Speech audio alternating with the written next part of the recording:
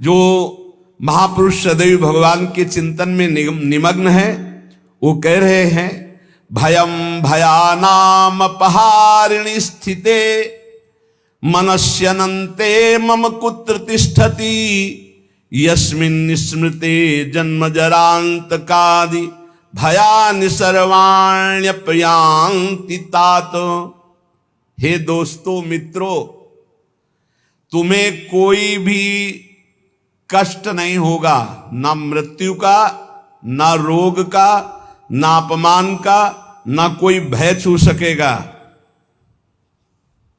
कौन सा ऐसा जादू है भाई? बोले समस्त भयम भयानाप हारिणी स्थिति, समस्त भय का अपहरण करने वाली एक स्थिति जागृत होती है। कैसे जागृत होती है? अनंत महिमाशाली भगवान के नाम का जो स्मरण करता रहता है। हम अपनी कल्पना से भयभीत होते, कहीं कोई भय नहीं है। जहां भय लगा है वहां हमने देखा है हमारी कल्पना हमको भयभीत करती है। नाम जब चल रहा है तो तुम्हें भय कोई परास्त नहीं कर। भयम भयानाम हारिणी, समस्त भयों का अपहरण करने के लिए नाम विराजमान है। चौथी स्टेज में कैंसर, अब कभी भी शरीर छूट सकता है। और पूरा तिलक लगाए मुस्कुराते हुए बात कर रहे थे। बोले बस बल है राधा नाम का। अभी कुछ दिनों से जुड़े थे, यही एकांतिक में उनका पड़ा भी है। हे भयम भयानाप हारिणी स्थिते, समस्त भयों का अपहरण हो जाएगा। विश्वास करो, तुम कितने दिन पैसा कमा लोगे, कितने दिन भोग लोगे, कितने दिन परिवार को संभाल लोगे। हरि गुरु का अंतर से भाव तुम्हारे नहीं जुड़ पा रहा है तो क्या तुम अविनाशी हो? अगर आज मर गए तो तुम्हारी पत्नी, तुम्हारे पुत्र, तुम्हारा परिवार कौन चलाएगा? विश्वंभर भगवान। तो आज विश्वास क्यों नहीं करता भगवान पर? अपने पर क्यों ले रहा है कि अगर नहीं हुआ तो मैं बर्बाद हो गया हूं? बर्बाद तू तो है ही। आबाद कब तू हुआ था? आबाद तो उस क्षण होता है जब उस ईश्वर का आश्रय ले लेता है और पूरा भरोसा ईश्वर पे छोड़ देता है। उसे कहते हैं आबाद होना। अहंकारी कभी, अपने को कर्ता मानने वाला कभी आबाद नहीं होता। यही समय तो होता है उत्तर देने का, मैं आपका। सर्वस्व नष्ट हो जाए तो भी स्वामी मैं आपका। आपकी आज्ञा के अनुसार आपके विरुद्ध कभी नहीं चल सकता, चाहे प्राण चले। भगवत प्राप्ति ऐसे होती है। नौकाएं कभी डूबती नहीं, लड़खड़ाती नहीं, छेद होती नहीं। नाविक ने आज तक किसी को डूबने नहीं दिया, पार कर दिया है। चुपचाप बैठा रहे, दौड़ क्यों मचा रहा है इधर से उधर? पूरा बैलेंस बिगाड़ने की कोशिश कर रहा है। एक आदमी ट्रेन में दौड़ रहा था, डिब्बे में। एक साधु थे। भाई मैं देख रहा हूं तू दौड़ रहा है, क्यों दौड़ रहा है? बोले हमको बहुत जल्दी पहुंचना है अमुक स्टेशन है। पागल, ट्रेन चल रही, तू बैठ जा, तू बैठ जा, ट्रेन चल रही। ऐसे ही तू सच्ची मान, अध्यात्म की कोई दौड़ भाग नहीं होती। अध्यात्म कोई किलोमीटरों वाली यात्रा नहीं कि बहुत भागना पसीना चुआना है। समझ समझ, विवेक का मार्ग, विवेक का। आराम से बैठ जा। काहू के बल भजन को, काहू के आचार, ब्यास भरोसे, कुंवर के सोवत पाव पसार। अंतिम समय सूरदास जी का पद, भरोसो दृढ़ इन चरणन केरो। ये है पूरी जीवन की साधना। नाते नेह राम के मनियत, जाके प्रिय राम बैदे ही तजिए ताह कोटि बैरिसम जद्य परम सने ही। पुलापा नहीं चलता यहां, ठोस चलेगा, ठोस घनीभूत भक्ति। और वो होती भक्तों के चरणों से, हरिभक्तों के चरणों से। जरा भी आप प्रश्नवाचक चिन्ह आपके सामने लग गया तो शरणागति में कलंक लग जाएगा। नहीं, भगवत प्राप्ति का माइक से ठेका लेते हैं। शरणागति, भगवत प्राप्ति बिल्कुल सहज सरल। सब कुछ उनका था, उनका है, उनका ही रहेगा। तुमने जो अपना मान लिया है बस वही समर्पित कराने के लिए रोज सत्संग हो रहा, उसी को समझ लो। भगवान ही तुम्हारे पुत्र परिवार के रूप में हैं। वही ऐसा प्रश्न खड़ा करेंगे कि तुम भगवान को देखते हो या पुत्र को देखते हो। हमें श्री भगवान की तरफ देखना है तो वो भी हो जाएगा, सब मंगल ही मंगल हो जाए। और अगर पक्ष ले लिया संसार का तो गए, नंबर से आप नीचे उतर जाएंगे। इसीलिए कह रहे, अगर भय मुक्त होना, सबसे बड़ा भय मृत्यु का है, जो बच नहीं सकते, वो आने वाला है। तो बोले जब साधु भी मरता है, गृहस्थ भी मरता है, तो भी भजन से क्या है? साधु मरता नहीं। सांप जैसे अपनी केचुल छोड़ता है, ऐसे साधु अपने शरीर को छोड़ता है और भगवत धाम जाता है। मरता है विषयी पुरुष, जन्मत मरत दुषा दुख होई। इसलिए भयम भयानाप, जो नाना प्रकार के भय, नाना प्रकार के दुख, आपको चिंता शोक, उनसे मुक्त होने के लिए बार बार कहते हैं राधा राधा राधा। नाम जप करो, प्रभु के आश्रित हो जाओ, अपनी चिंता छोड़ो, अपने परिवार की चिंता छोड़ो, भगवत चिंतन करो। बहुत बढ़िया जिम्मेवारी भगवान ले लेंगे, सच्ची मानिए। कर्तव्य छोड़ने की बात नहीं कह रहे हैं, चिंता छोड़ने की। तुम्हारे चिंता करने से होगा, ओवर थिंकिंग तुम्हारे सोचने से होगा कि हम ये महल बनेगा, महल के ऊपर अटारी चढ़े, फिर ये होगा, फिर वो होगा, फिर वो होगा। तो बोले हम कुछ सोचे ना, नहीं, राधा राधा राधा। वर्तमान में राधा राधा जब जो आगे होता चला जाए उसको करता चला जा, तो जीवन मुक्त हो जाएगा गृहस्थी में रहते हुए। सोच हमको नहीं, सोच हमारे प्रभु देंगे, आगे क्या करना है वो करेंगे। हम संकल्प विकल्प करके फंस जाएंगे।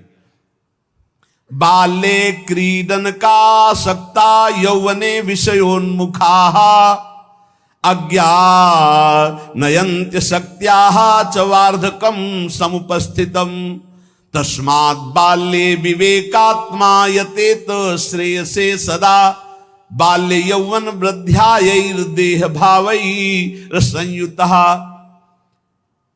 सांसारिक जन बाल्यावस्था खेल कूद में व्यतीत कर देते हैं। हम प्रणाम करते हैं उन माता पिता को जो अपने बच्चों को बाल्यावस्था से नाम जपना, समय से उठना, पृथ्वी माता के चरण छूना, सूर्य भगवान को नमस्कार करना, अच्छे अच्छे आचरण सिखाते हैं। आजकल माता पिता नहीं उठते प्रातःकाल, तो बच्चों को क्या उठाएं प्रातःकाल? 11 बजे तक उठते हैं।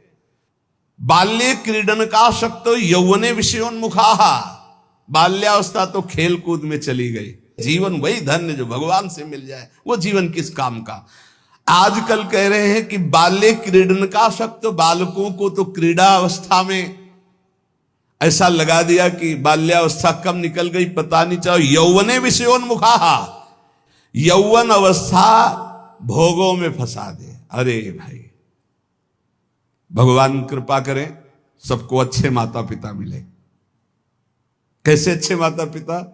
जो भगवान में लगाते हैं, जो सत धर्म में लगाते हैं, जो सत कार्यों में लगाते हैं। बहुत बड़ा योगदान होता है माता का, फिर दूसरा पिता का। सबसे बड़ा गुरु माता, फिर पिता, क्योंकि वही सत मार्ग में चला।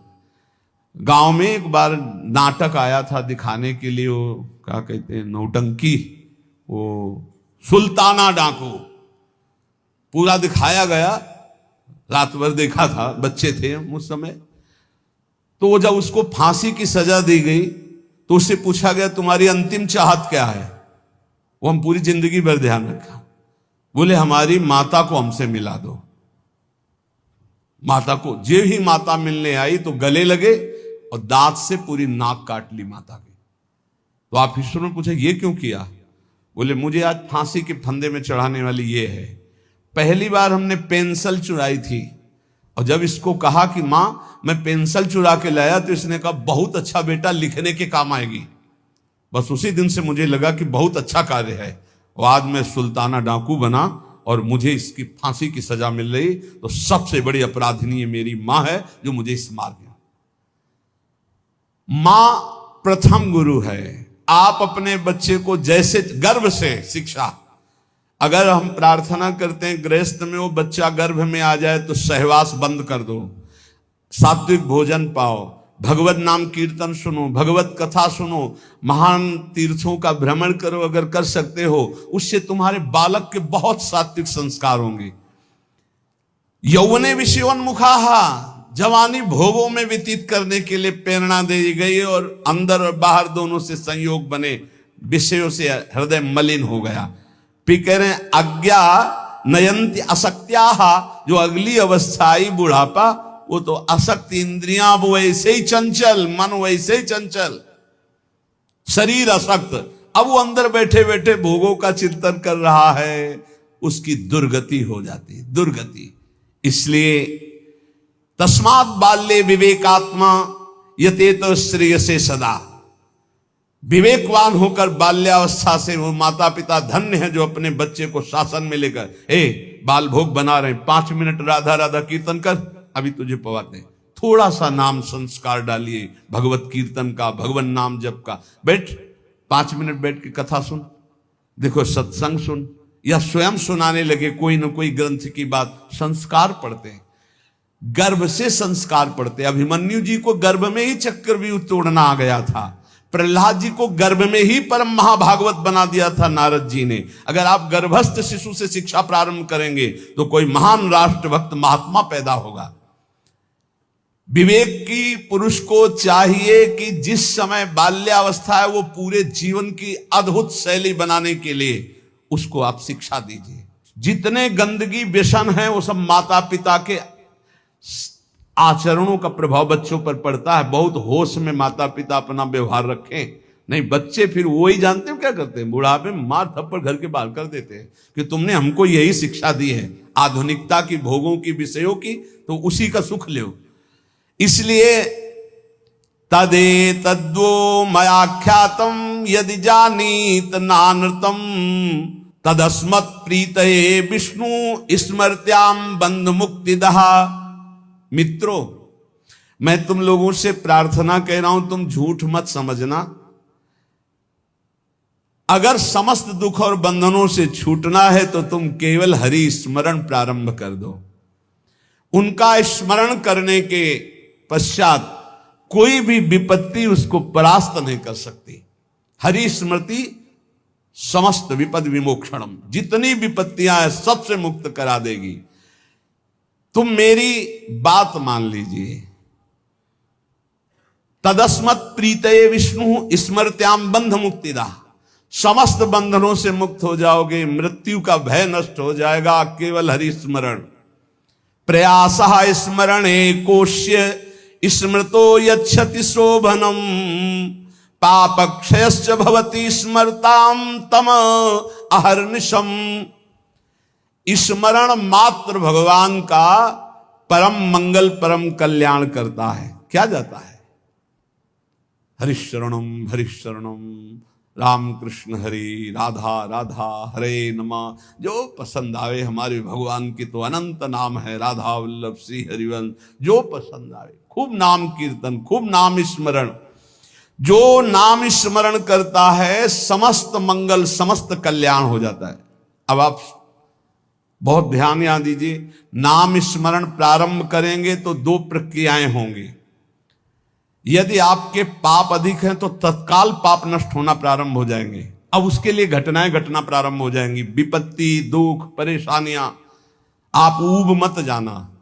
और अगर आपके पुण्य अधिक हैं तो पुण्य शुरू हो जाएंगे।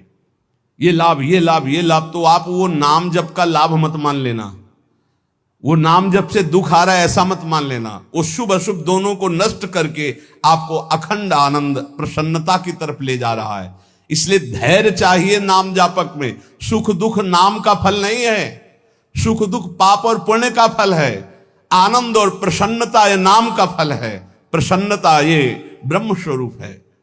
प्रसन्नता, हर समय प्रसन्न रहना, ब्रह्मभूता प्रसन्न आत्मा।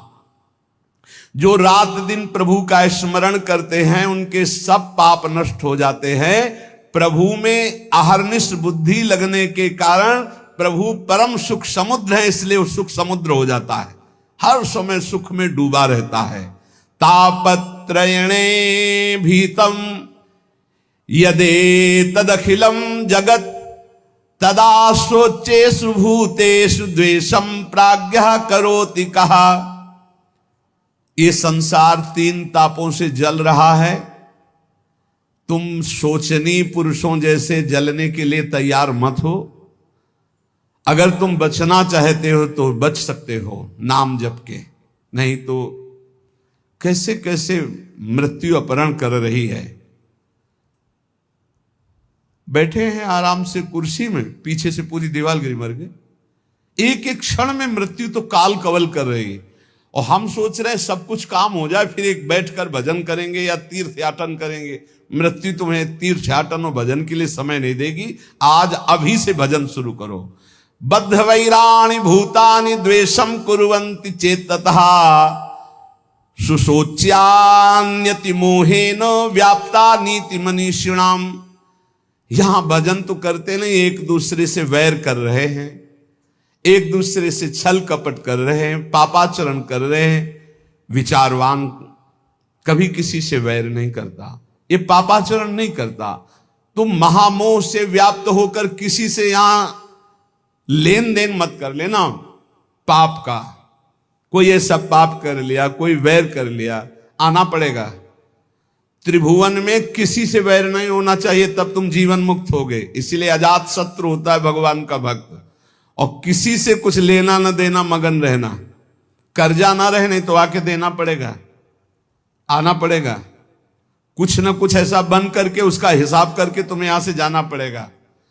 बोले जैसे हमारा जवान लड़का था, बहुत मेहनत करके, बहुत वो अपने में कम खर्चा करता था, सब हम ही को देता था क्योंकि कर्जा निपटाने आया था। और कर्जा निपटा चला गया, वो तुम्हारा लड़का थोड़ी था, वो अपना कर्जा देने आया था।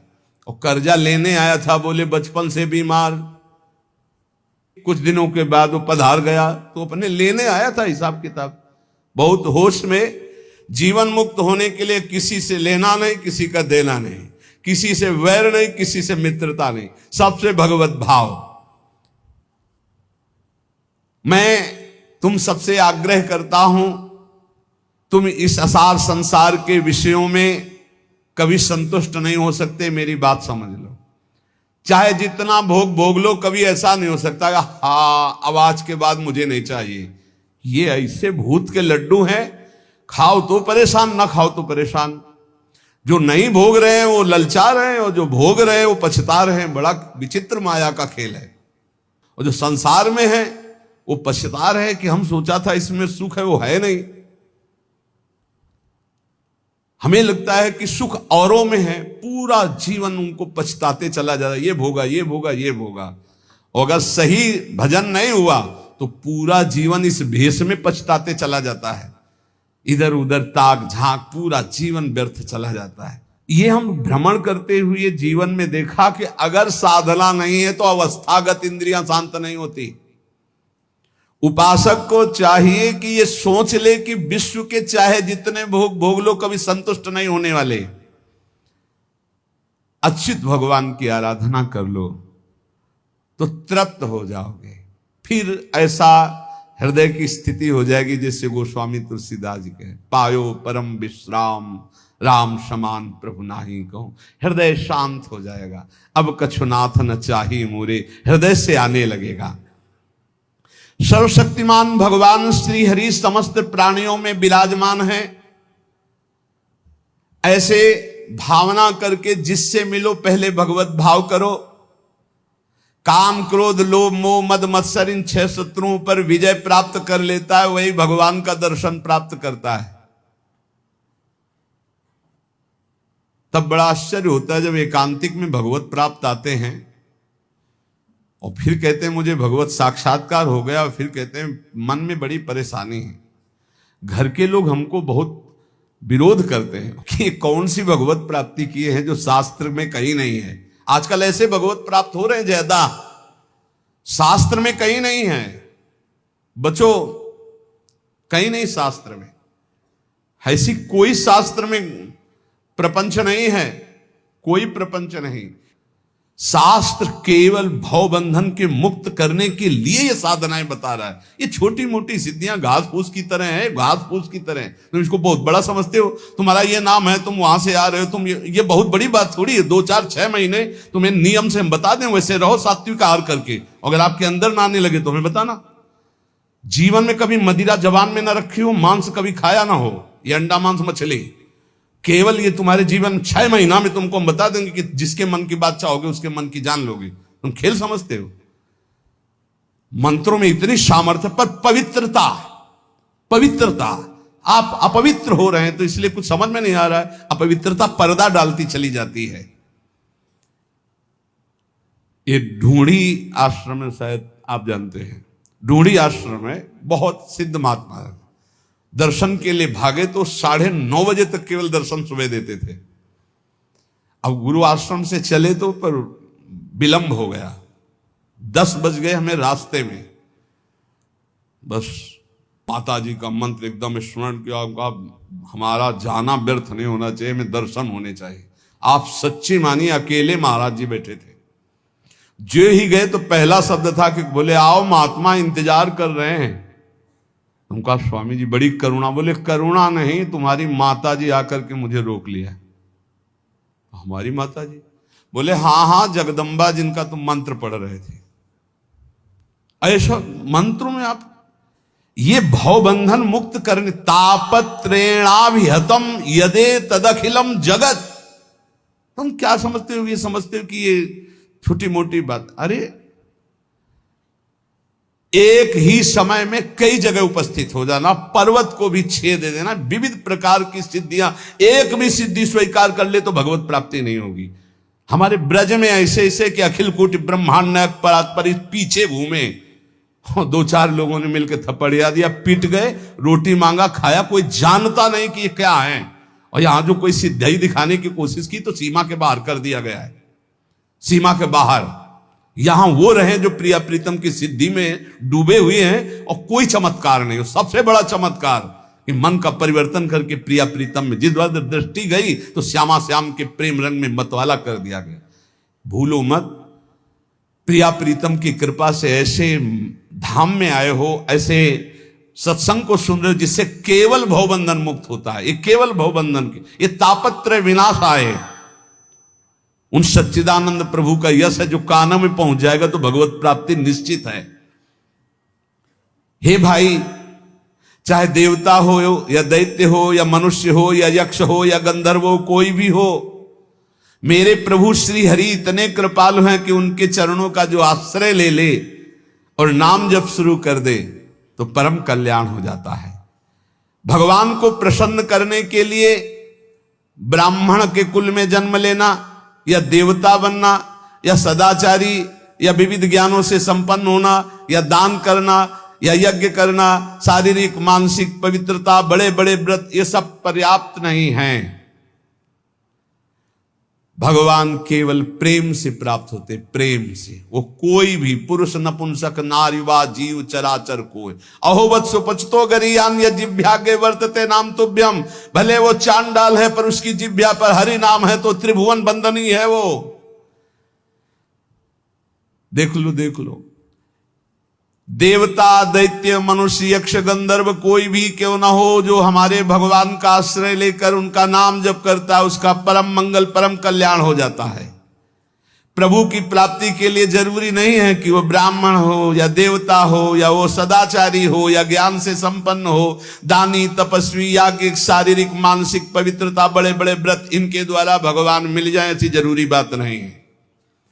भगवान सिर्फ मिलते हैं प्रेम से, और प्रेम मूल्य नाम है। जो नाम जप करता है उसके हृदय में प्रेम होता है। प्रेमी वो कोई भी हो, भगवान उसको बहुत प्यार करते हैं। बहुत कृपा की भगवान ने, बहुत कृपा की। अगर कोई शर्त रख देते तो बड़ा कठिन होता। सिर्फ प्रेम, और प्रेम सबके हृदय में है। उस प्रेम को आपने बांट दिया है संसार में, उसी को समेट लो, भगवान की तरफ कर लो, भगवान की प्राप्ति हो जाएगी।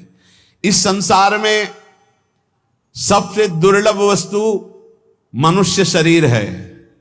इस मनुष्य शरीर में सबसे दुर्लभ वस्तु सत्संग है। सत्संग में सबसे दुर्लभ बात भगवान की अनन्य भक्ति है। भक्ति का स्वरूप सदा सर्वत्र भगवान की भावना करते हुए निरंतर स्मरण करना। सब कुछ प्राप्त है। देख लो, इस संसार में सबसे दुर्लभ वस्तु मनुष्य शरीर है। मनुष्य शरीर में सबसे दुर्लभ वस्तु सत्संग है। सत्संग में दुर्लभ वस्तु श्री कृष्ण भक्ति है। भक्ति का स्वरूप सदा सर्वत्र भगवत भावना और नाम स्मरण। सब सुलभ है, सब दुर्लभ सुलभ है। यदि अब भगवत प्राप्ति नहीं हुई तो मतलब अभागी समझो, अभाग्य। जो न तरह भवसागर समाज नर पाए, श्रुति निंदक मंदमति आत्महनन गति जाए। तुम्हें जो लोग मारना चाहते हैं वो नहीं मार सकते। तुम्हें विष दे के भी नहीं मारा जा सकता। तुम्हें आग भी नहीं जला सकती। तुम्हें बड़े बड़े पर्वतों के नीचे दबाया जाए तो भी तुम्हारी मृत्यु नहीं होगी, सांप से डसाया जाए तो भी मृत्यु नहीं होगी, यदि 100 रूप रख करके मृत्यु आवे तो भी नहीं होगी। बस मेरी बात मान लीजिए, निरंतर नाम जप कीजिए, भगवान ऐसी स्थिति दे देंगे कि मृत्यु तुम्हें छू नहीं पाएगी। ए भाई, बस सार बात भगवान की शरण में होकर अपने कर्तव्य का पालन करते हुए नाम जप करो, इसी जन्म में आनंद को प्राप्त हो जाओगे। प्रपंच में मत फंसो, ये माया प्रपंच आपको फंसाएगा, प्रश्न करेगा। आप श्री जी की तरफ रहना, हम बुरे हैं भले हैं जैसे हैं अपनी श्री जी के हैं, पक्ष श्री जी का रखना, जीत जाओगे, माया घसीटेगी अपने पक्ष में। आओ, कबड्डी का खेल है, कबड्डी का खेल। ये हमको माया के पक्ष में जाना पड़ेगा। जैसे पाला होता ना, तो उसमें 2 शर्तें रहती हैं। एक तो तुम्हारी सांस न टूटने पावे, स्कूल में सिखाया गया था नहीं, कबड्डी कबड्डी तो राधा राधा राधा राधा, सांस न टूटने पावे, निरंतरता नाम की बना। और दूसरी बात, तुम्हें पकड़ेंगे वो 4-5 मिलके, पाले तक नहीं आने देंगे। पाला कौन सा? हमारे माई श्यामाजू को राज। पकड़ेंगे कौन? काम क्रोध लोभ मोह मद मत्सर। आपको घसीटना है कैसे? राधा राधा राधा राधा, और आप पाले में आ जाओगे। और अगर जो ही पकड़े तो खत्म राधा नाम, तो आप हार गए। जिस समय पकड़ेंगे तो आपका राधा नाम छूट जाएगा, देख लेना। और अगर राधा नाम नहीं छूटा तो 6 को घसीट के पाला में ले आओगे। काम क्रोध लोभ मोह मद मत्सर, कबड्डी में जीत जाओगे। एक तरफ है माया अपने पार्षदों के साथ, और एक तरफ है भक्ति भगवान के साथ। आपको अपने पक्ष